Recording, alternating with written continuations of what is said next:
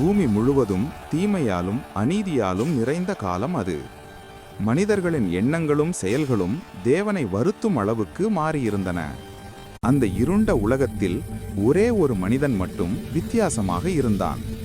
அவன் பெயர் நோவா. நோவா பரிபூரணன் அல்ல, ஆனால் தேவனோடு நடக்கும் மனிதன்.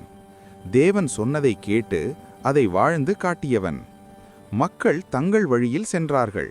நோவா மட்டும் தேவனின் வழியில் நடந்தான். அதனால்தான் பைபிள் சொல்கிறது, நோவா தேவனுக்கு பிரியமானவன் என்று. தேவன் பூமியை பார்த்தார். ஒரு புதிய தொடக்கம் அவசியம் என்று தீர்மானித்தார். அந்த புதிய ஆரம்பத்தின் விதையாக ஒரு மனிதனை தேர்ந்தெடுத்தார். அந்த மனிதன் நோவா. ஒரு நாள் அமைதியான நேரத்தில் தேவன் நோவாவிடம் பேசினார். பூமி முழுவதும் தீமையால் நிரம்பியுள்ளது. நான் இதை அழிக்கப் போகிறேன் என்று தேவன் சொன்னார். அந்த வார்த்தைகள் நோவாவின் இதயத்தை நடுங்க வைத்தன.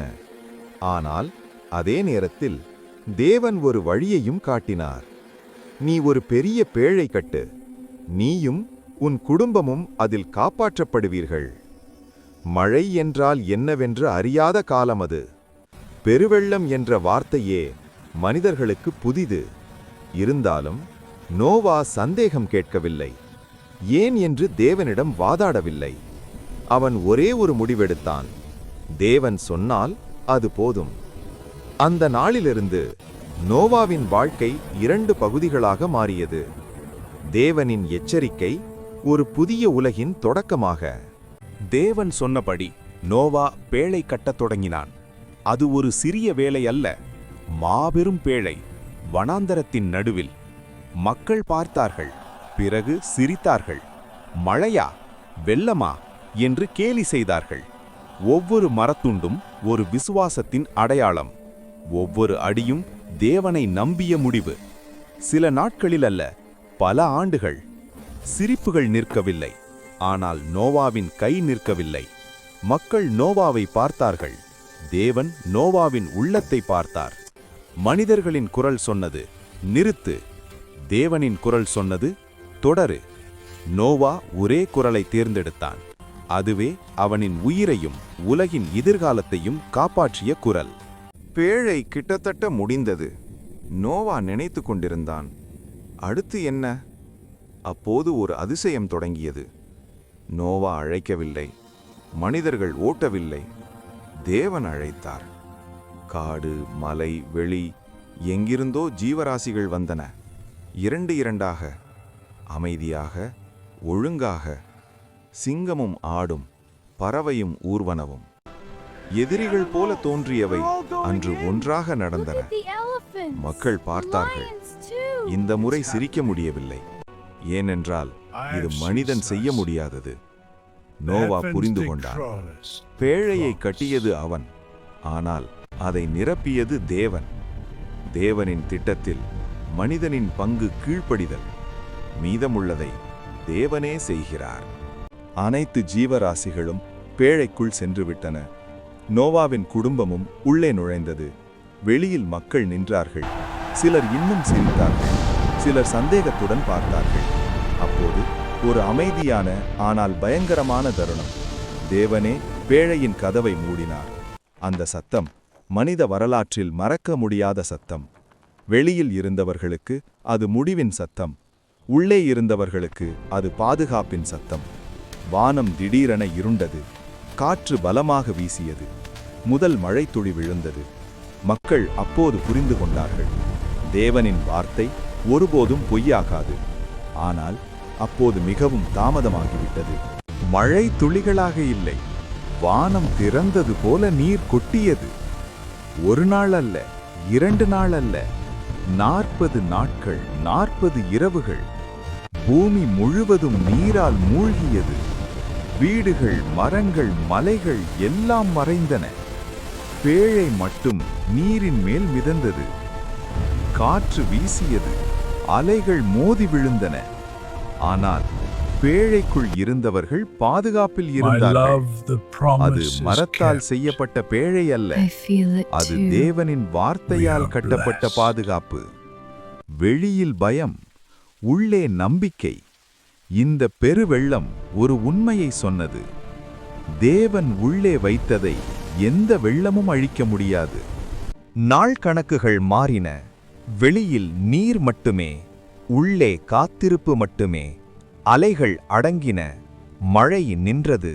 ஆனால் நீர் இன்னும் குறையவில்லை.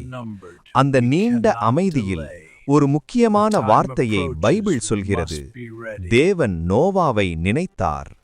அது மறதியல்ல, அது செயலுக்கான நினைவு. தேவன் காற்றை அனுப்பினார். நீர் மெதுவாக குறையத் தொடங்கியது. பேழை ஒரு மலையின் மேல் நின்றது. காத்திருப்பு நீளமானது, ஆனால் வீணானது இல்லை. இந்த தருணம் சொல்கிறது, மனிதன் காத்திருந்தாலும் தேவன் கட்டுப்பாட்டை விடுவதில்லை. நோவா புரிந்து கொண்டான். மழை நின்ற பிறகும் நம்பிக்கை நிற்கக்கூடாது. பேழை மலையின் மேல் நின்றது. ஆனால் நோவா அவசரப்படவில்லை. தேவனின் நேரத்தை காத்திருந்தான். அவன் ஒரு காகத்தை அனுப்பினான். அது சுற்றி பறந்தது, ஆனால் திரும்பவில்லை. பிறகு ஒரு புறாவை அனுப்பினான். புறா திரும்பி வந்தது. ஓய்வெடுக்க இடமில்லை. மீண்டும் சில நாட்கள் கழித்து புறாவை அனுப்பினான். இந்த முறை அது காலியான கரத்தோடு அல்ல. அதன் அலகில் ஒரு ஆலிவ் இலை. அந்த இலை ஒரு செய்தி கொண்டு வந்தது. நீர் குறைந்தது. பூமி உயிருடன் இருக்கிறது. சிறிய இலை, ஆனால் பெரிய நம்பிக்கை. தேவன் சொல்லாமல் சொன்னார், புதிய தொடக்கம் தயாராகிறது. பல நாட்கள் காத்திருந்த பிறகு தேவன் நோவாவிடம் பேசினார். பேழையிலிருந்து வெளியே வா என்றார். நோவா குடும்பத்தோடும் அனைத்து ஜீவராசிகளோடும் பேழையிலிருந்து வெளியே வந்தான். புதிய பூமி, புதிய காற்று, புதிய வாழ்க்கை. ஆனால் நோவா செய்த முதல் காரியம் என்ன தெரியுமா? அவன் ஒரு பலிபீடம் கட்டினான். வீடு கட்டவில்லை, வயல் பார்த்தவில்லை. முதலில் தேவனை நினைத்தான்.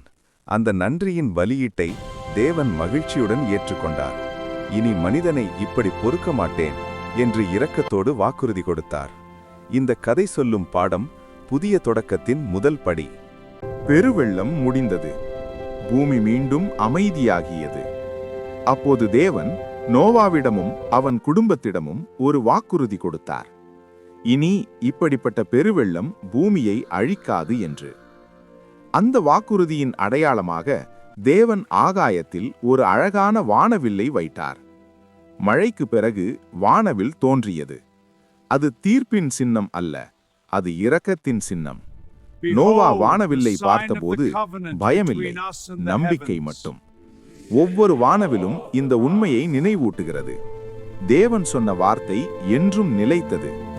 உலகம் மாறினாலும் தேவனின் உடன்படிக்கை மாறாது. பெருவெள்ளத்திற்கு பிறகு நோவா விவசாயம் செய்யத் தொடங்கினான். திராட்சை தோட்டம் வளர்த்தான். புதிய உலகம், புதிய வாழ்க்கை. ஆனால் ஒரு நாள் நோவா தவறினான். அவன் மனிதன்தான். பைபிள் இதை மறைக்கவில்லை. ஏனென்றால் ஒரு உண்மையை நமக்கு சொல்ல வேண்டும். தேவனை நம்புவது மனிதனை பரிபூரணமாக மாற்றாது. ஆனால் தேவனின் கிருபை தவறிய மனிதனையும் விடுவதில்லை. இந்த கதை நினைவூட்டுகிறது, நாம் நிலைப்பது நம் நீதியால் அல்ல, தேவனின் இரக்கத்தால். நோவா செய்த தவறு ஒரு குடும்பத்தை சோதித்தது. அவன் மகன் ஹாம் அதை பார்த்து மற்றவர்களிடம் சொல்லி சிரித்தான். ஆனால் சேமும் யாபேத்தும் வேறு மனநிலையில் இருந்தார்கள். அவர்கள் திரும்பி பார்க்காமல் பின்னால் நடந்து வந்து தந்தையின் தவறை மூடினார்கள். இந்த ஒரு செயல் அவர்களின் உள்ளத்தை வெளிப்படுத்தியது. ஒருவன் தவறை கேலியாக பார்க்கிறான், மற்றவர்கள் தவறை மூட அன்பை தேர்வு செய்கிறார்கள். தேவன் பார்க்குவது நம் வார்த்தையல்ல, நம் மனநிலையைத்தான். காலை நேரம். நோவா விழித்தான். நடந்ததை உணர்ந்தான். மகன்களின் செயலை அறிந்தான். ஹாமின் செயல் அன்பில்லாத மனநிலையை வெளிப்படுத்தியது. சேமும் யாபேத்தும் மரியாதையையும் பொறுப்பையும் தேர்ந்தெடுத்தார்கள். அப்போது நோவா வார்த்தை பேசினான். ஒரு தீர்மான வார்த்தை. அந்த வார்த்தை ஒரு நாளுக்கல்ல, ஒரு தலைமுறைக்கானது. இந்த கதை சொல்லுகிறது, வார்த்தைகள் சிறியதாக தோன்றினாலும் அதன் விளைவு தலைமுறைகளைத் தொடும். நோவாவின் குடும்பம் ஒரே வீட்டில் தொடங்கியது. ஆனால் அந்த நாளுக்குப் பிறகு 3 வழிகள் வெளிப்பட்டன. ஹாமின் வழி அவமதிப்பும் அலட்சியமும். சேமின் வழி தேவனோடு நடக்கும் ஆசீர்வாதத்தின் வழி. யாபேத்தின் வழி விரிவும் வளர்ச்சியும். ஒரே தந்தை, ஒரே வரலாறு, ஆனால் மனநிலைதான் எதிர்காலத்தை தீர்மானித்தது. இந்த கதை சொல்கிறது, நம் குடும்பத்தை விட நம் தேர்வுகள் நம் பாதையை உருவாக்கும். நோவாவின் கதை அவனோடு முடிவடையவில்லை. அவன் 3 மகன்கள் மூலம் மனிதகுலம் பூமியெங்கும் பரவியது. ஒவ்வொரு தலைமுறையும் ஒரு தேர்வைச் செய்தது. சிலர் தேவனை நினைத்தார்கள், சிலர் அவரை மறந்தார்கள். ஆனால் தேவனின் திட்டம் மாறவில்லை. மனிதர் மாறினாலும் ஆம், தேவன் தன் வாக்குறுதியை காத்துக்கொண்டார். இந்த கதை சொல்கிறது, நம் வாழ்க்கை ஒரு சிறிய அத்தியாயம்தான். தேவனின் திட்டம் தலைமுறைகள் முழுவதும். காலம் சென்றது. மனிதர்கள் பெருகினர். நகரங்கள் எழுந்தன. வாழ்க்கை வசதியானது. ஆனால் ஒரு விஷயம் மெல்ல மறக்கப்பட்டது. தேவன். மனிதர்கள் தங்கள் பலத்தையே நம்பத் தொடங்கினர். பேழையை நினைத்தவர்கள் குறைந்தார்கள். வானவிலை நினைத்தவர்கள் அதிலும் குறைந்தார்கள். ஆனால் தேவன் மறக்கப்படவில்லை. அவர் கவனித்துக் கொண்டே இருந்தார். இந்த கதை சொல்கிறது, தேவனை மறந்த மனிதன் தன்னை இழக்கிறான். மனிதர்கள் சொன்னார்கள், நாம் ஒன்றாக இருக்கிறோம், நாம் பெயர் பெறுவோம், நாம் உயரம் கட்டுவோம். அவர்கள் வானத்தை நோக்கி ஒரு கோபுரம் எழுப்பினர். அது கற்களால் அல்ல, அகந்தையால். தேவனை தேடாமல் தங்களை உயர்த்த நினைத்தார்கள். அப்போது தேவன் மௌனமாக இறங்கினார். ஒரே மொழி பல மொழிகளானது. ஒரே மக்கள் பல தேசங்களானார்கள். இந்த கதை சொல்கிறது, தேவனை தாண்டி மனிதன் உயரம் கட்ட முயன்றால் அது எப்போதும் சிதறும். மனிதர்கள் சிதறிய பிறகு உலகம் பல தேசங்களானது, பல மொழிகள், பல வழிகள். ஆனால் தேவன் தன் திட்டத்தை கைவிடவில்லை. அவர் ஒரு மனிதனை அழைத்தார். அவன் பெயர் ஆபிராம். கூட்டத்தை அல்ல, ஒருவனை. தேசங்களை அல்ல, ஒரு குடும்பத்தை.